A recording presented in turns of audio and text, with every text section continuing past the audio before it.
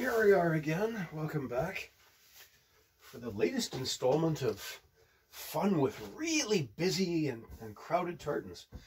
I'd mentioned this one before, and there'd been a bit of a discussion with somebody in the comments. They were not looking forward to making a kilt out of exactly this tartan, and have to admit I was kind of, if not dreading it, approaching it with a bit of trepidation, because it's going to require well, we're going to see how it turns out. I'm going to do my best. The customer, and to those who are making kilts, this is something I've recently picked up. I have a number of these, a piala, an enameled metal cup, tin cup. So what I'm doing these days is in each cup, well, there's the gentleman's information, his measurements, and his requirements. He wants me to pleat to the double yellow line. He wants black straps. He wants chrome buckles. Great. So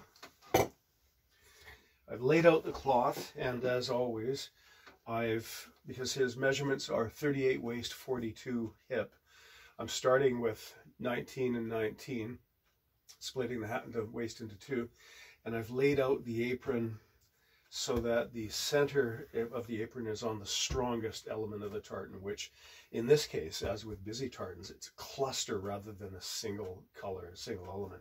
So we're centering it on this center red line here, and I've laid it out 1920. It's kind of hard to see my marks because they're kind of disappearing against the background noise, as it were. So I did that for starters, marked the center top strip, because this is the top of the kilt here. Mark the center top strip, because when I rip this off and put it to one side, remember this is going to be my top band, or part of it's going to be my top band. So by putting that mark there, I'm ensuring that I'm lining it up, because there are minute differences. There's a little bit of variation in width and scale, because this is, well, it's woven. It's not carved out of stone or etched out of metal. You know, the set will increase and decrease, and the width itself, the width of the piece will vary by as much as 3/8 of an inch, almost half an inch, over 8 yards of length. And to that end,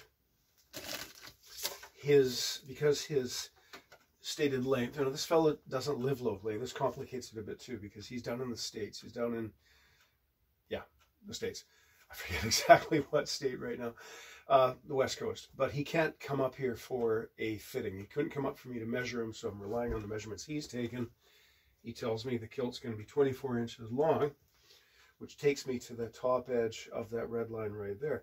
But measuring in 3 or 4 places along the tartan, it's, again, it varies. So a few yards that way, the top of the kilt would be about here. So my practice in this case is I pick the widest point of the cloth, and I mark from there, so that I just think it's prudent. So that's what I've done. I've marked it there on the edge of the cloth in white with a little arrow point to show that that's something I'm going to be cutting.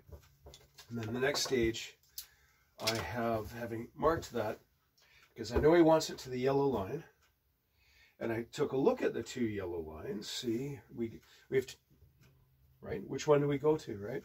So first off, I mock it up by hand. Don't even bother pinning it. But then I open to see what the flash is going to be. Well, this whole back of this kilt is going to be a forest of yellow lines. We've got a very strong, in fact, the strongest vertical element here, which he and I both like. But if I pleat it to this left-hand yellow line, when he walks, we're going to get a flash of dark color, which isn't, I can't really tell. My immediate reaction is it's not going to be as effective and pleasing a contrast as if I mark it, or if I measure it to the right-hand pair of yellow lines, because when he walks, he's going to get that white, flash of that white line and the flash of that blue, and I think that's going to be a little more eye-catching, a little more dramatic. So that's what I've decided to do. So having laid out the apron, decided which element of the tartan I'm pleating to, I take the right-hand edge and I go over to the in this case, I've gone one set to see how deep my apron pleat would be, and that's, where's the edge of the tartan? I'll do that again, right there. Okay, that's about a quarter of the depth of the front apron, which is good. We don't want it less than a quarter, but it still feels kind of a little bit shallow to me. So I'm going to go to the next one. Now, this makes it rather deep. This is over a third, but I think I prefer that because, frankly, I'd rather go with a deeper apron than otherwise for reasons I've already mentioned. I'll mention them again. It hangs, it drapes a little bit better. You get better movement when you're walking. There's a little more instant modesty when you sit down. And that reservoir of cloth will be there against the day that he or one of his heirs and successors becomes a larger individual. Then we have that reserve of cloth to use up to make a wider apron. So that's going to be my first pleat. And I've done the same thing at the other end. Now, I sent him the pictures of all the various ways to pleat it, which we mentioned in the other video. You know, starting on the red line, and then moving to the black line, and then moving to the yellows, and then moving to the green, just so that I can make sure I do them all systematically and not forget one, not overlook one. He chose, after a bit of back and forth, he chose the yellow. So now again, this is a very busy tartan, so it really limits my choice of pleat widths, my options for pleat width, because we absolutely must not have an element of the tartan, an element of the design vanishing into a pleat. I don't know who came up with that rule. Generally, I tend to naturally resist blindly following orders and blindly following instructions and precedent. You know, the tyranny of what is it called? Tradition being the tyranny of the dead. But frankly, aesthetically, I get it. I don't, so I'm gonna abide by that. But that, again, that really limits the amount of taper that I can have. In fact, when looking at my my table of pleat widths, which if you haven't done this for yourself, I strongly suggest that you do, because it makes things so much easier. Even if you're doing one kilt, compose this yourself. Don't copy mine. Compose it yourself so you understand the underlying principles. Because in this, I thought I could go 5/8, but with that, pretty much I'm limited to a 9/16 pleat width. So we're going to have 31 very narrow pleats. The most I can achieve, because I had to, my pleat table is graduated in 1/8 of an inch, 3/8 to half, 5/8, 3/4, 7/8, and so on. So I split the difference between half and 5/8, and it's easy. You start with the preceding number and you add that, well, in this case, 31 times 1/16 to get 17 and 9/16, which is, it was going to be 19 and 19. Now it's looking like it's going to be 17 and 21.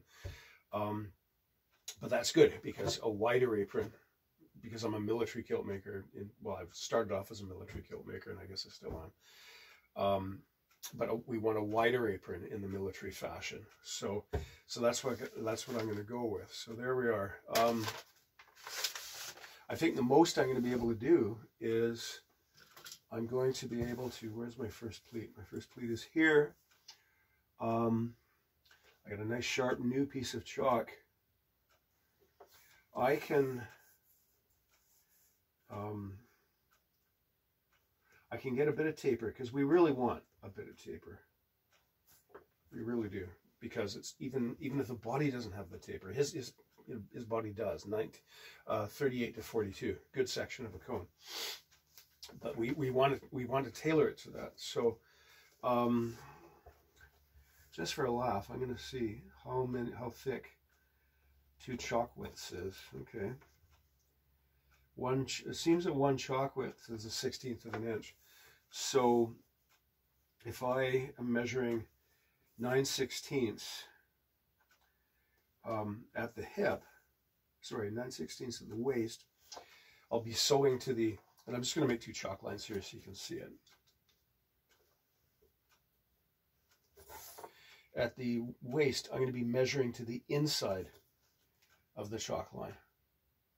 And at the hip, I'm going to be measuring to the outside of the chalk line. So that's going to give me a taper of a further 16th, well, a 16th of an inch taper, which is frankly very meticulous and painstaking, because when you're sewing very narrow pleats, any deviation in the taper by as much as the thickness of a yarn, it gets really visible. At least I can see it from across the room. So, but this is good. I appreciate a challenge. There we go. Good. I have done my homework. I've got my new piece of chalk. In fact, I'm going to take all my eroded bits of chalk and put them elsewhere, just so that I don't grab the wrong piece by accident. There we go. So there's... that's not even my new piece of chalk. I just switched it out. What did I do with it? There you are. That's why I'm conscientious. Okay, there's the new piece of chalk. There's all the other grubby bits of chalk. There's my measure. And that, pencil away. I've done my math. I am confident in my calculations. And here's the part that always brings my heart into my mouth. This is, I'm gonna make a cut here and rip it along the length. Even as experienced as I am, and I mentioned this in a comment recently when someone says, "Hey, have you ever really caulked up?" I went, "I almost have." And I'm conscientious about that, so I'm checking one last time to make sure the lower edge of the kilt is in fact the better edge, the good edge of the tartan.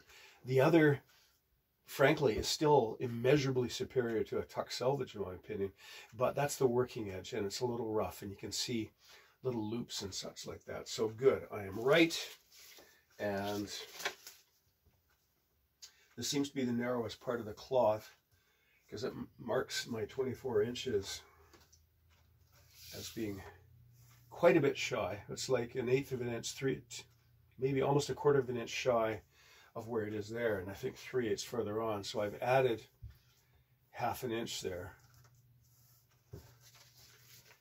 because we're going to lose a couple of yarns, and again the cloth is a tiny bit wider in the middle. So here's the part, first time I did this, or the first time she heard me do this, wife came flying down the stairs, thought I'd lost my mind, and I was just ripping pieces of cloth apart in fury. Okay, here we go. And this is the, and this, it says well for the cloth, because I really have to put my shoulders into this. Okay, away we go. And funny, there's a faint char, a faint burning smell when I do this. Well, friction equals heat, so.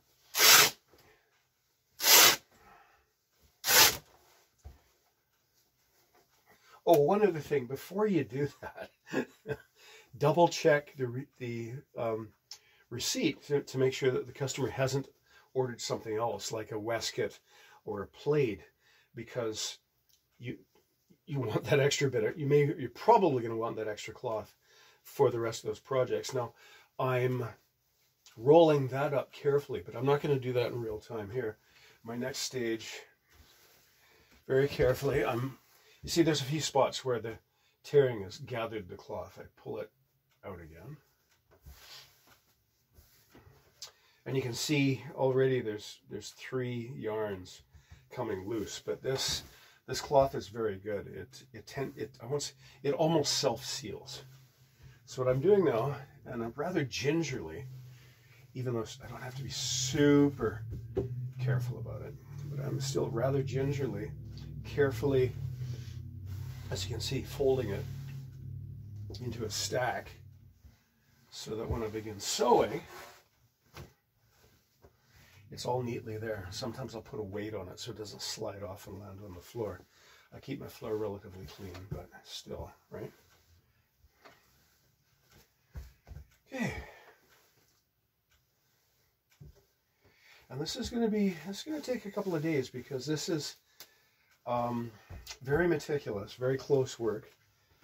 I'll be sewing with silk finish cotton thread, about 10 inches per 10 stitches per inch. Not Not 10 inches per stitch. That's not sewing. That's, yeah, that's not much. Okay, so there we are. There's my first pleat. There's my apron.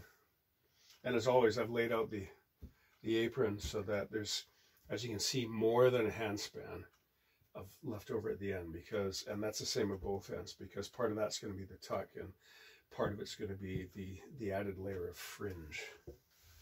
Okay, so there's our apron, there's our first pleat. Here's my quilting pad, which is a useful thing. Now, I've already marked these. Well, I've marked the first one, I'll mark the second one. Okay, there goes those first 2 yards, first 3, 5 yards.